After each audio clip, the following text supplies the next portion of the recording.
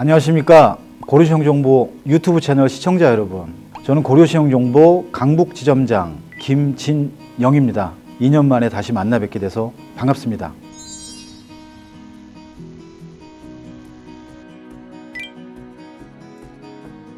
제가 이 채권 추심업에 몸을 담은 지가 한 25년 정도가 됐습니다.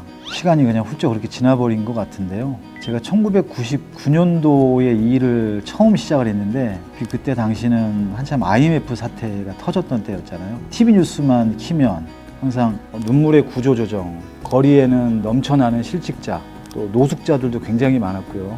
지금 돌이켜보면 시대상으로 굉장히 암울했던 그런 시기였지 않았나 생각이 됩니다. 그래서 당시 정부에서는 제 기억으로는 경기부양책으로 신용카드 발급 조건을 굉장히 완화를 시켰습니다.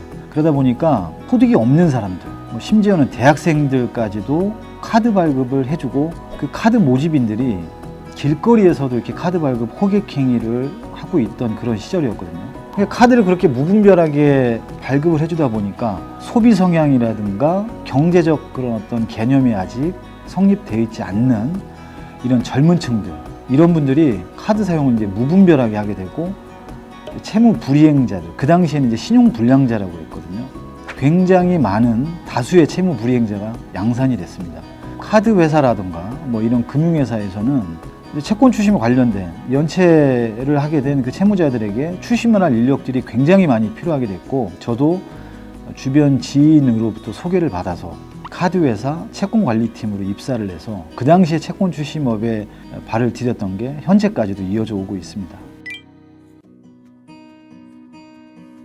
채권 추심업에 종사를 하면서 갖가지 사연들을 담고 있는 수많은 채무자분들을 만나 뵙게 됐는데요. 이걸 에피소드라고 말씀을 드리는 것보다는 좀 가슴이 먹먹했던 그런 분이 좀 기억이 나서 한번 말씀을 들어보겠습니다. 약 한 3천만 원 가량의 그 식자재 물품 대금을 내지 못하셔서 저희 채권자분한테 이렇게 이제 의뢰가 됐던 그런 분이셨는데, 연락이 안 되셔가지고 제가 그분이 하시고 계시는 그 정육점을 제가 한번 찾아뵀던 적이 있습니다. 정육점을 갔는데 노부부 두 분이서 가게는 이미 폐업을 했었고, 정말 그 얼기설기 그렇게 집기류들이 다 그냥 얽혀 있는 그런 그냥 널빤지만 위에다가 이렇게 깔아놓고 거기에서 생활을 하고 계시는 두 분을 만나 뵀는데요. 그때 당시 그 배우자분께서는 시력이 굉장히 안 좋으신 상태였고, 채무자였던 그 남편분께서는 또 당뇨병을 오랫동안 앓고 계시는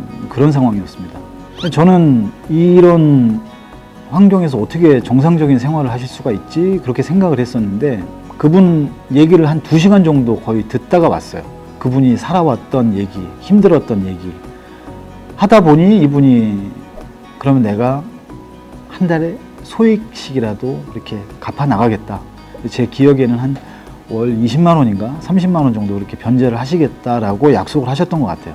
이후 한 10개월 정도 계속 그렇게 변제를 하고 계셨는데, 이분이 입금했다고 항상 저한테 연락을 주셨거든요, 매월. 근데 이분이 연락을 안 주셔서 좀 이상하다 싶어가지고 그 휴대폰을 한번 전화를 드렸더니 아드님이 전화를 받으시는 거예요. 근데 그 아드님이 우리 아버님께서 4개월 전에 돌아가셨습니다. 저는 왜 입금이 그런데도 계속 들어왔죠? 라고 물어봤더니 그 아드님이 하시는 말씀이, 돌아가시는 거를 어느 정도 좀 이제 직감을 하고 나서 내가 이렇게 남의 눈에 피눈물 나게 하는 그런 채무가 있으면 내가 죽어서도 벌 받을 것 같다. 그러니 아들이 네가 꼭 갚아다오.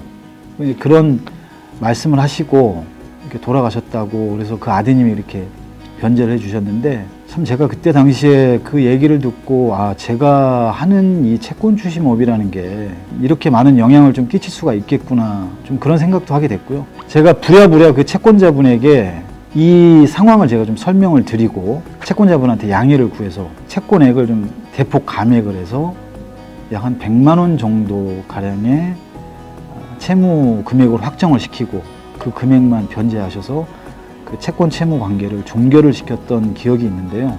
그 일이 있고 난 이후부터는 제가 이 채권 추심을 대하는, 또 임하는 그런 태도라든가 자세가 좀 많이 달라졌었고, 채무자에게 독촉만 하고 지속적인 어떤 압박만 가할 게 아니라 경제적 아픔을 치료해주는 그런 사람이 되자, 그런 생각을 했던 적이 있습니다.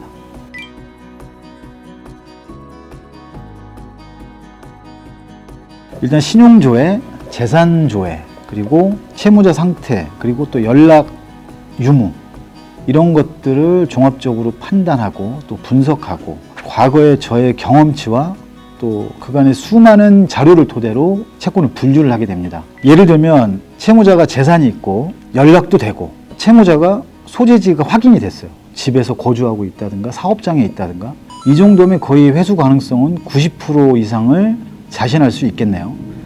그리고 두 번째는 채무자가 재산이 있는데 연락은 안 돼요. 현장을 갔더니 그분의 소재지를 파악을 했어요.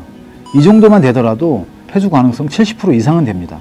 근데 반대로 재산도 없고 그리고 연락도 안 되고 소재지를 갔는데 이분이 살지 않는데 소재지 탐문이 어려운 경우는 회수 가능성이 굉장히 떨어진다고 할 수 있겠습니다. 이런 형태로 저희가 이제 채권의 어떤 분류를 다양한 형태로 하게 되는데요. 저만 해도 이제 채권 추심 경력이 20여 년 이상이 되기 때문에 이런 자료를 토대로 해서 이렇게 분석을 하지만, 저를 비롯한 우리 고려신용정보의 추심의 장인들은 여러 빅데이터를 활용을 해서 추심 활동에 접목을 시킬 수 있을 것이라고 생각합니다.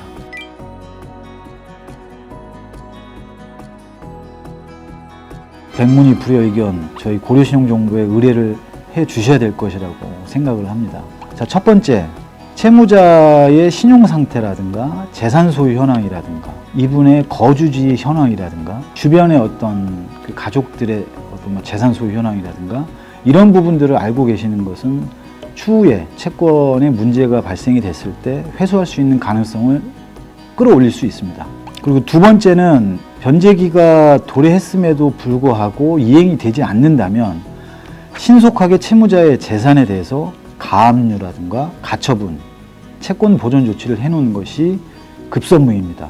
그리고 세 번째는 가압류 가처분을 한 이후에 결국엔 이 가압류 가처분을 했다라는 것은 보존 조치를 했다는 얘기인데요. 이를 현금화하기 위해서는 집행권원이 있어야 됩니다. 집행권원이라는 것은 국가의 강제력을 동원해서 집행력이 있는 집행권원을 우리가 법원으로부터 이렇게 득하는 것인데요. 법원으로부터 판결문, 지급명령, 그리고 이행공모결정문, 그리고 인락조서, 화해조서, 그리고 공정증서, 이런 집행권원의 존부는 채권 회수에 굉장히 큰 영향을 미치게 됩니다. 저희가 이제 딱 뚜껑을 막상 열어봤을 때는 채권 회수의 가능성은 매우 떨어져 있고, 심지어는 이 채권은 사망한 채권이나 다름이 없는 그런 채권으로 전락할 때가 많습니다. 고민만 하고 계시는 이 소중한 시기를 놓치지 마시고 고려신용정보와 상의를 하셔서 꼭 이 중요한 골든타임을 잡으시길 바랍니다.